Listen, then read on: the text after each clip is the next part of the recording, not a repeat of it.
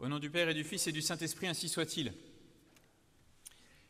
Eh bien, chers frères, il faut reconnaître que c'est une drôle de chose que nous allons faire tout à l'heure.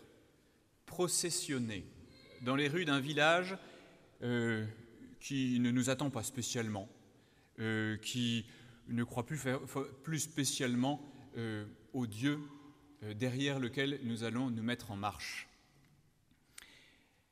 Et c'est une drôle de chose, et si nous cherchons à la comprendre un petit peu, et que nous nous tournons vers la nature pour trouver des points de comparaison avec cette procession que nous allons faire, eh bien nous découvrirons que dans la nature, des processionnaires, ce sont des chenilles qui sont classées comme nuisibles pour la santé humaine, en raison du poison qu'elles portent, et par laquelle eh bien, elles peuvent être dangereuses pour la santé de l'homme et même de l'animal. Et il se trouve même pour l'équilibre de la nature, actuellement, ces chenilles sont en train de coloniser notre pays à la faveur du réchauffement climatique. Drôle de point de comparaison que ces chenilles processionnaires, donc.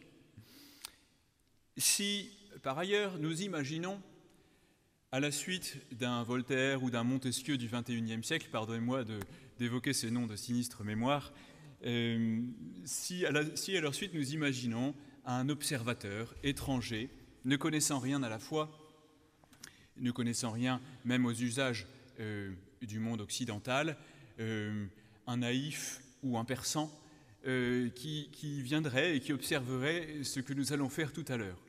Eh bien certainement, il ne manquerait pas d'une ironie aussi douce que corrosive pour décrire ce que nous allons faire, parce que ce qu'il manque aussi bien à ces chenilles qu'à cet observateur doué de beaucoup de bon sens, mais rien de plus, c'est la foi. Et sans la foi, il est impossible de comprendre cette procession que nous allons faire tout à l'heure.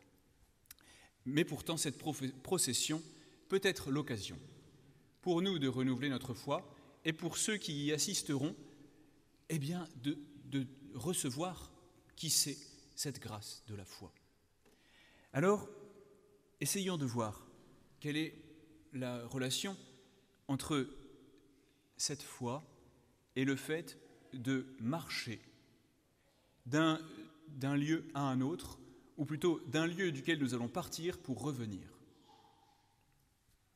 Le premier à nous montrer l'exemple dans l'histoire de l'humanité de la marche guidée par la foi, il est mentionné à 3 reprises par saint Paul dans 3 épîtres différentes, c'est Abraham.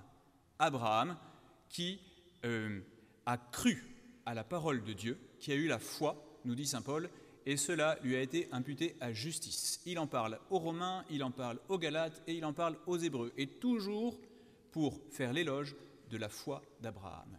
Et c'est vrai que ce qui résume la vie d'Abraham, matériellement parlant, sur cette terre, c'est une longue marche. Depuis le moment où il a quitté la terre de ses pères, il n'a cessé de marcher, et de marcher guidé par la foi. Au point de départ, nous avons une parole de Dieu. Dieu s'adresse directement à Abraham et lui dit « Quitte ton pays, quitte ta famille, quitte la maison de ton père et va dans le pays que je te montrerai. » Il faut effectivement croire que cela vient de Dieu pour suivre une telle parole. Une telle parole qui va à rebours de toutes les lois du progrès de l'humanité. Abraham, de sédentaire qu'il était, doit redevenir nomade. C'est bien ce que Dieu lui demande. Et Dieu lui fait une double promesse qui va guider sa marche. « Je ferai de toi une grande nation et je te bénirai. Et toutes les familles de la terre seront bénies en toi et en ta postérité. » Donc il lui fait la promesse d'une descendance, lui qui n'avait pas d'enfant et qui commençait à désespérer d'en avoir, puisque c'est seulement à l'âge de 99 ans, et son épouse ayant 90 ans, que cette parole de Dieu sera exaucée.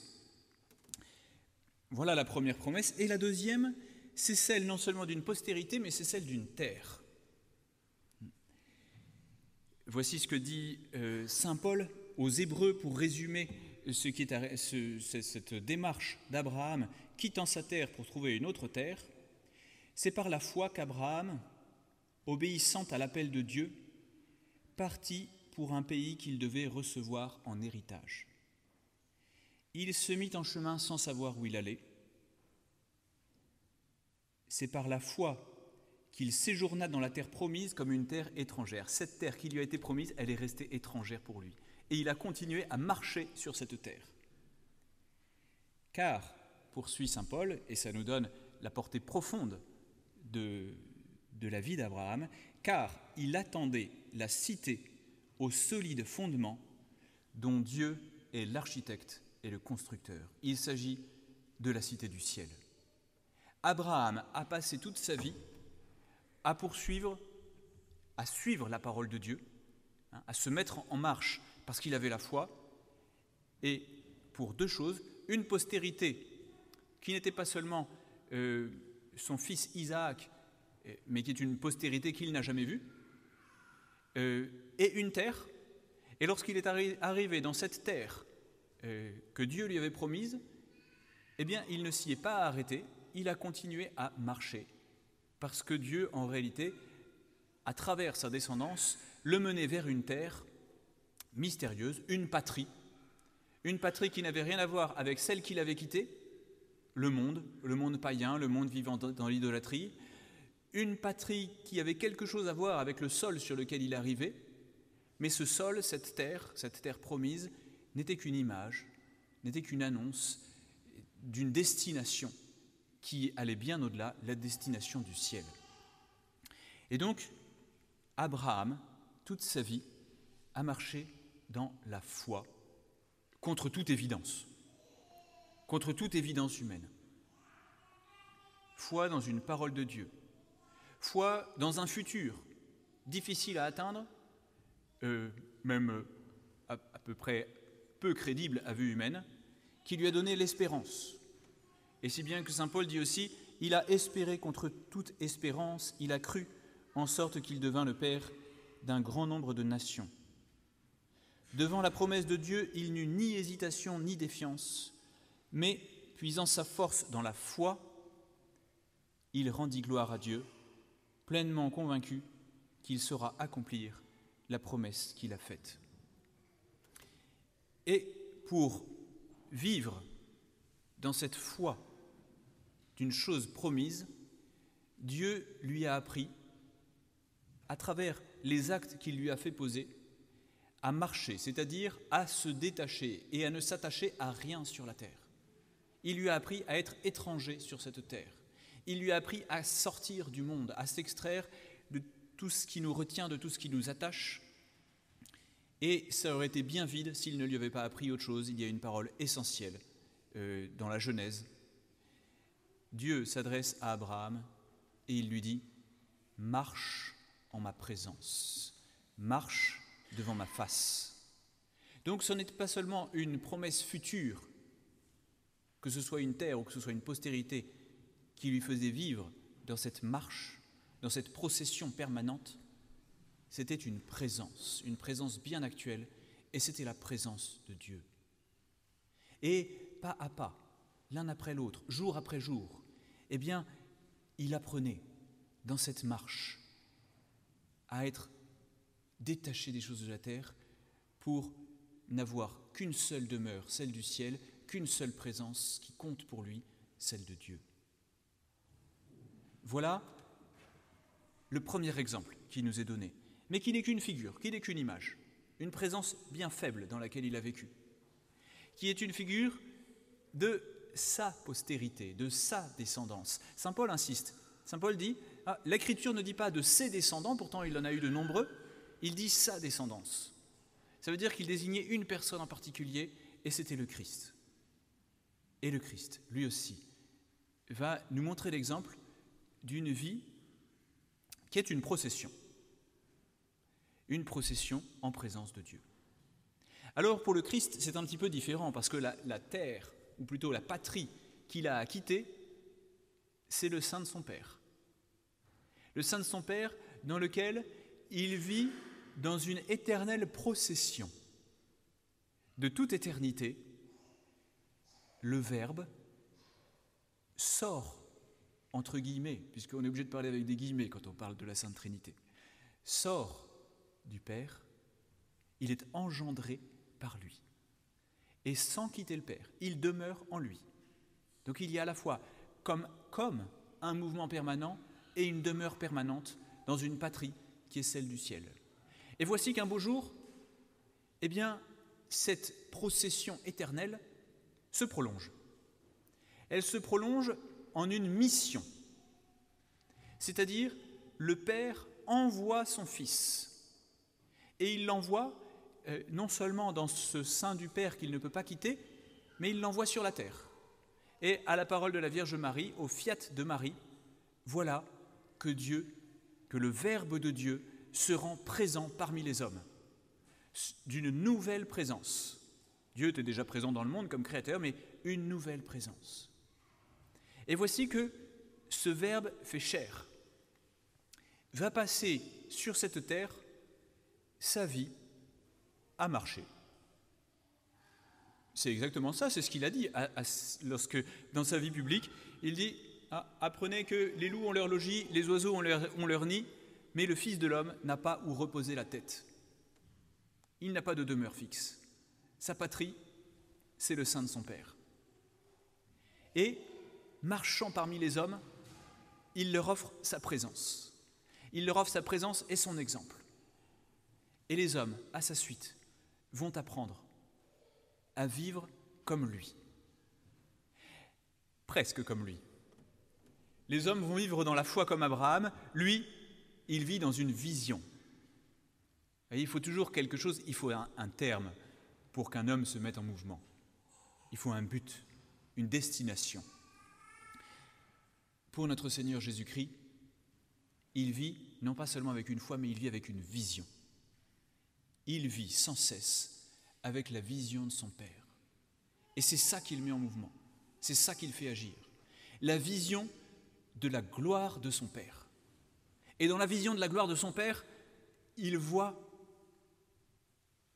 quelle est la chose qui peut rendre gloire le plus à son Père, c'est le salut du monde, le salut des hommes. Et donc, se tournant vers les hommes, il sera prêt à donner sa vie en sacrifice. Tout ça, il le sait dès le premier instant de son incarnation. Et il vit avec cette vue. Et c'est ça qui le met en mouvement.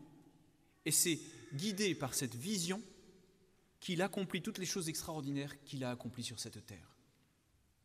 Et les hommes qui se mettent à sa suite, eux sont dans la foi en sa parole. Et à travers sa parole, ils ont une petite idée de cette gloire du Père et de ce salut du monde. Oh, une idée toute petite, qui va s'éclaircir petit à petit, qui, c'est vrai, est beaucoup plus claire pour nous aujourd'hui, si nous avons la foi, que pour ceux qui ont suivi notre Seigneur Jésus-Christ sur les routes de Palestine pendant toute sa vie. Et voici que le Christ a accompli sa mission, qu'il a versé son sang, qu'il s'est sacrifié, qu'il a accompli l'œuvre de notre salut et qu'il est retourné à son Père. Il est parti de la maison de son Père et il est revenu à la maison de son Père qu'il avait envoyé. Et voici que les choses vont se prolonger pour nous aujourd'hui. Aujourd'hui, ce n'est pas au fiat de Marie, mais celui du prêtre. Le prêtre, instrument, qui essaye d'être docile entre les mains de Dieu, qui va dire une parole par laquelle, eh bien, le Christ va à nouveau être comme envoyé par son Père en mission sur la terre. Il va se rendre présent parmi nous, selon d'une nouvelle présence qui prolonge la procession éternelle qu'il a dans le sein de son Père. Et là, il va être là, parmi nous, devant nous, sur l'autel, aussi vrai qu'il l'a été devant les hommes de Palestine il y a 2000 ans. Et lui arrive à faire cela sans quitter le sein de son Père, pour la gloire de son Père, pour le salut du monde. Et nous ? Eh bien nous, il nous est demandé d'avoir la foi. C'est vrai qu'il faut avoir la foi pour croire à cette parole de Dieu, la parole du Christ, qui nous a dit « Faites ceci en mémoire de moi ». Et qu'est-ce que c'est ceci ?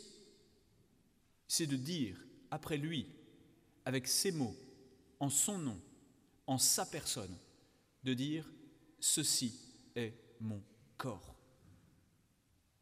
Voilà ce qui va se réaliser tout à l'heure. Et c'est derrière ce corps réellement présent, ce corps uni à une âme, uni à un sang, uni à une personne divine qui demeure dans le sein du Père tout en étant envoyé parmi nous, eh bien, c'est derrière ce corps que nous allons nous mettre en marche, que nous allons à notre tour processionner, en apprenant après lui à être étrangers sur cette terre, en apprenant après lui à marcher en sa présence. Et derrière lui, nous allons parcourir, là, bien modestement, les rues de ce village.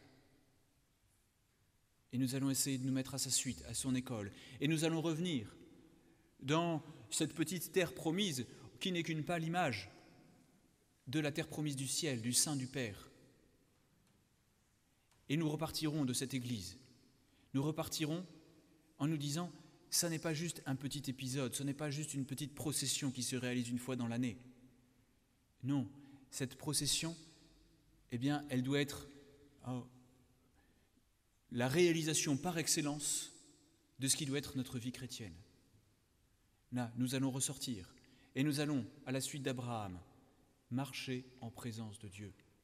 Essayer de faire de notre vie une présence qui ne sera pas aussi physique que celle du Saint-Sacrement derrière lequel nous allons marcher, mais une présence bien réelle. Et si chaque pas que nous faisons tout au long de notre vie est fait avec cette pensée d'Abraham qui marchait devant la face de Dieu, eh bien, oui, petit à petit, nous allons nous approcher de cette destination. Et de la même façon que nous nous mettons à la suite du Christ qui a cette vision très claire de la gloire de son Père, eh bien nous, si notre foi est claire, si notre foi est profonde, d'autres, à notre suite, pourront se mettre en marche, pourront croire en cette présence de Dieu et pourront viser le ciel au nom du Père et du Fils et du Saint-Esprit, ainsi soit-il.